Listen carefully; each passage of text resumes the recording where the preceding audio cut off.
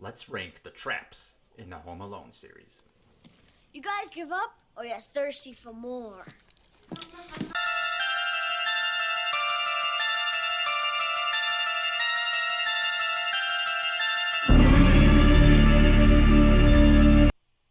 Merry Christmas, everybody. I'm Nick Push. Thanks for tuning in. Today I want to talk about a Christmas movies that are near and dear to my heart. They are part of my childhood. I'm sure they're part of most of your childhoods. And I'm talking about Home Alone. And specifically what I want to do is I want to go through the traps in Home Alone 1 and Home Alone 2. The only two Home Alone movies that exist. I know there's more. It's just, I don't give a fuck about them, to be honest. But I thought it might be fun to go through these traps. Somebody has compiled a montage of the traps, so we're going to watch them together, talk about them, and then I'm going to give you guys my top 3 traps in Home Alone 1 and Home Alone 2. Do me a favor in the comment section. Tell me a couple of things. Tell me, one, what's your favorite trap in the Home Alone franchise? And tell me if this is a movie that is a staple in your household, like it's been a staple in my household, ever since I've been a little kid. Without further ado, no more bullshit. Let's get right into this, guys. Let's start this up here. Someone put together this very nicely. As you can see, I'm in the Christmas spirit. I fucking love Christmas. I'm going to be pausing it at certain points too, just to talk about some of the traps here. Tell me what you think of these. This is it. Don't get scared now. Hold on, we got to pause it right there, right off the bat. Classic fucking line, right? Just a classic line, right up there with Thirsty for More. Just Macaulay Culkin's fantastic in this movie. We got some Christmas music. All right. Light of all the reindeers, you know you're the mastermind. What? Run, Rudolph. Randolph ain't too far behind. Hello.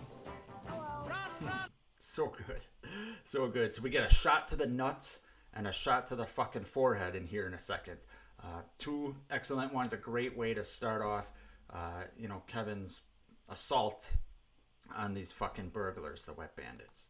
Run, Rudolph. Santa's gotta make it to town. Ooh, the ice. Santa make him hurry, tell him he can take the freeway down. This one. So those are so good. They're so simple, right? You see them with the hose, pouring water. Whether it would freeze that fast, I don't know. I don't know what the temperature is. I know it gets pretty cold in Illinois around Christmas time, but it's definitely believable. It's one of the most not outlandish traps. Obviously they get more and more extreme, as we'll see here as they go. But the ice one, especially that Marv one, that would hurt. Probably be saying that a lot. Said Santa to a boy child, what have you been longing for? I get a little bit of goofiness. It's fun. Ooh. This is good. So that one, not only would that hurt like fucking God knows what, because that's coming from, look like maybe the second story all the way down to the basement. That's really smart. So many of these are really smart, even though they get a little more, extreme and outlandish. They're still pretty smart. Now you got to suspend your disbelief because there's a lot of coincidences that happen. But I always liked that iron one right there because it leaves the mark on his head, right? Run, Rudolph. Yep, there's the mark. Ooh.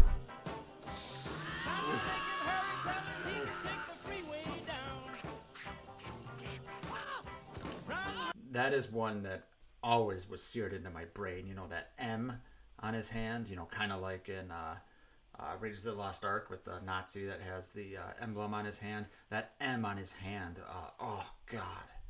Just brutal. Lucky the snow was there. Oh, speaking of brutal. Speaking of fucking brutal. That is... his foot just goes in to that nail. And the genius of having the tar there to have him take his shoes off and take his socks off. Oh, poor Marv.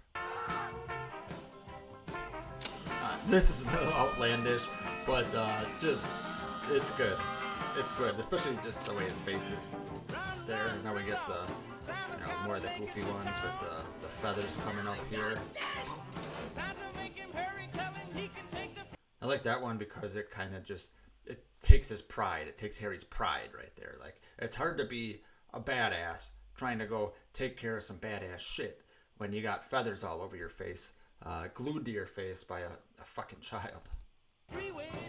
That's how smart I'm smart in you, right? This one, ooh. His feet, poor Marv's feet. That's classic.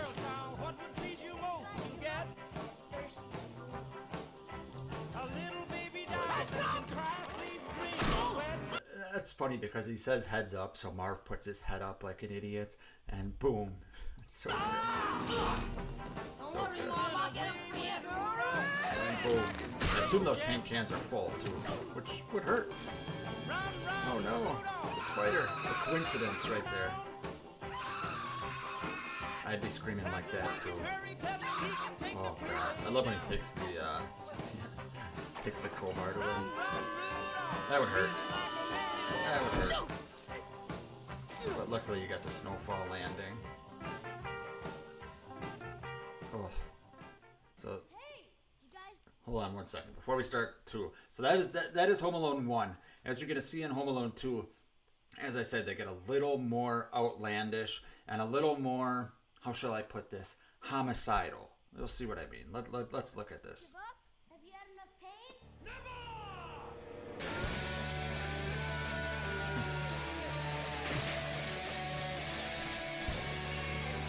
I mean, this one's ridiculous. Like the coincidence right there. That would hurt though if you're throwing that high. Yeah, we need to talk about the bricks for a second. So he's on what looks like at least a 3, possibly 4-story building in New York. And he's throwing bricks and hitting Marv in the fucking head. If that doesn't knock him out, I'd be shocked. But it probably kills him. Like, he'd be brain dead after that. That's ridiculous. I know it's a movie, but it's just, that's what I mean about the outlandishness here. But it's still entertaining as hell.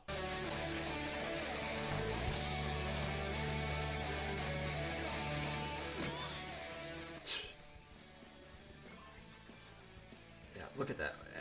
He hits Marv every time. Every time. Boom. Ooh. Like, even, oh. God, could you imagine? I like the pearls.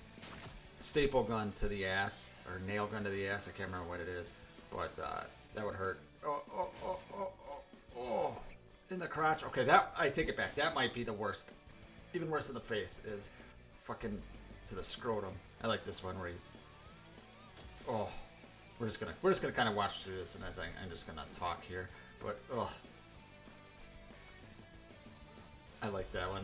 That's like, this is like Coyote and Roadrunner here, but like I said, it's entertaining. That is a smartly rigged up right there. And that would hurt, obviously. Yeah. Here's the one that I'm not a huge fan of, where he turns into like a skeleton. Like, that crosses the line of believability. But it's Home Alone 2, right? I mean, is what it is there, right?